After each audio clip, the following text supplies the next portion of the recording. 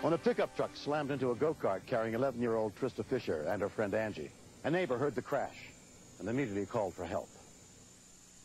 A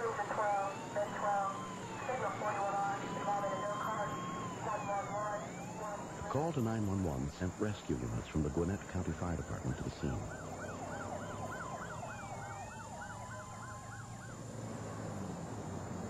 Neighbor Bob Burns drove over to see if anyone had been hurt. When I could make it out there was a go-kart, then I put two and two together and I figured out that it was Trista. I didn't see him. I thought I missed him. The first thing I did was I took her pulse, and I couldn't find a pulse in her arm. There's a little pulse there. Then I looked to see if she was breathing, and she wasn't breathing. So then I took note of my wristwatch, because I knew that if she wasn't breathing, we had about 4 minutes that we had to make sure she got oxygen within that period of time. Pam and her tennis partner, who was a nurse, ran to help. Angie was trapped behind Trista, and Angie was conscious, and she was very frightened, a little bit panicky, probably, and she was trying to get Trista off of her. Linda Anderson recognized Trista because she knew the girl's mother. Are you all right? Her neck was flopped forward, similar to a doll whose head is broken. No, not breathing. We may have to move the truck. I am an RN, and there was another RN on the scene. We debated about whether to move Trista at all, knowing that the #1 rule is don't move a victim.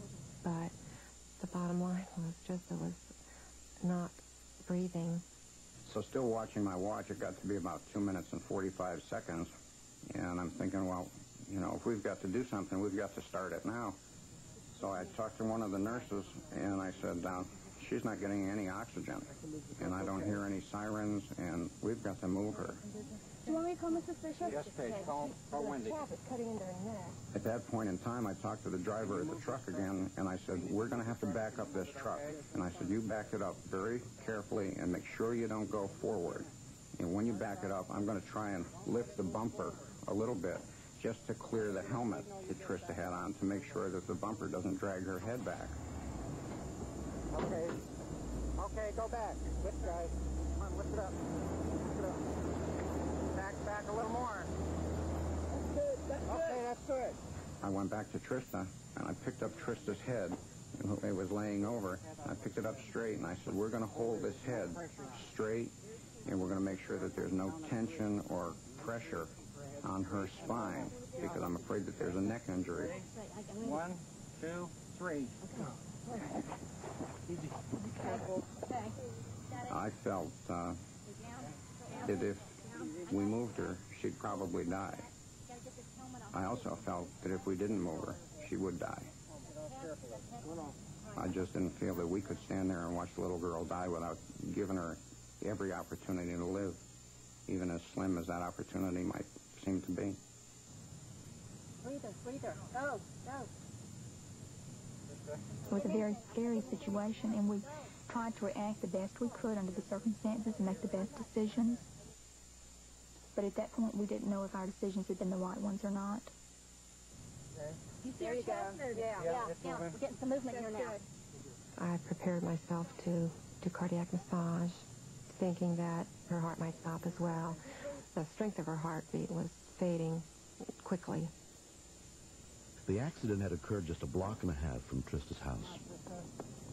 Her mother, Wendy, got there within minutes. Her color was just kind of a grayish color, and I was just kind of at her head end, and I was just saying, you know, this is Mom, you're going to be okay. Mommy's right here. It was just real hard, you know, to go through.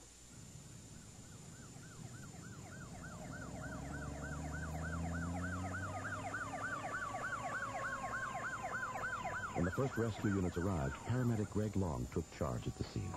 We were assuming the worst as we were en route to the car.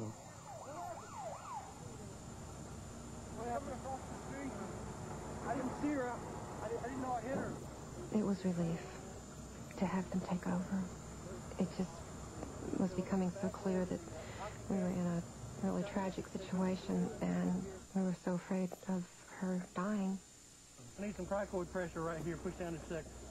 Trista wasn't moving a lot of air. She was breathing about 9 times a minute, which was not good for a child her age if she wasn't breathing enough. Somebody got a stethoscope?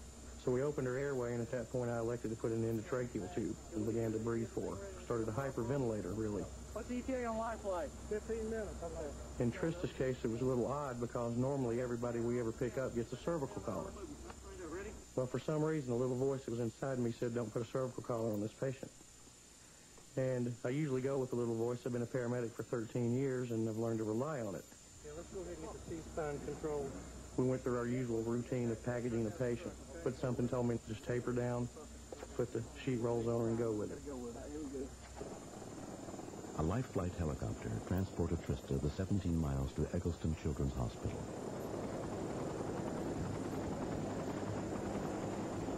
I wasn't able to ride in the helicopter with her, and I had no idea where Eggleston Hospital was, and it seemed to take forever to get there, which is about maybe 30 minutes from here, but it seemed like eternity getting there.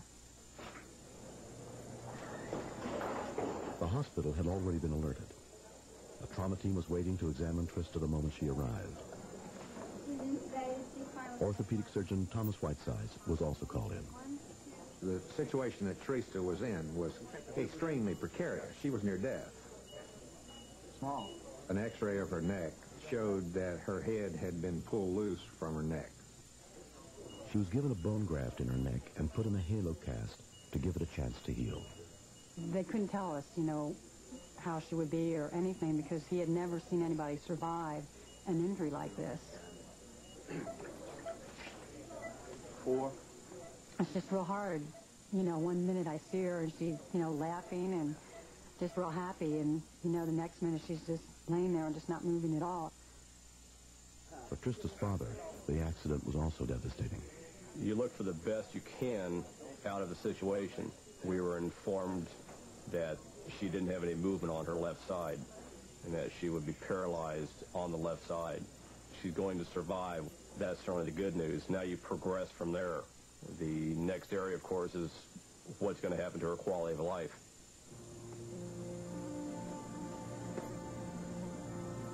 Two and a half years have passed. Trista has come a long way since the accident occurred. She's progressing, of course, much better than the initial prognosis indicated, the fact that she would be paralyzed if she made it through. And to see her walking around now, laughing and riding her bicycle, and it's a miracle. She's a miracle child. She still attends special therapy sessions to improve both her vision and speech. I was really determined because before my accident, I was always, like, real active and stuff, and I didn't want to, like, be sitting around after my accident just doing nothing. So I was determined to be like I used to be. My goal is to keep improving until I'm satisfied. Trista is a survivor. She's always a doer. So I think the same energy that got her into the trouble in the beginning was also what was going to pull her through. And I believe that throughout the whole ordeal, that she is a survivor.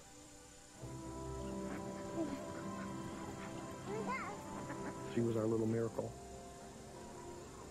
Anybody that doesn't believe in miracles, there's one walking around in Gwinnett County today.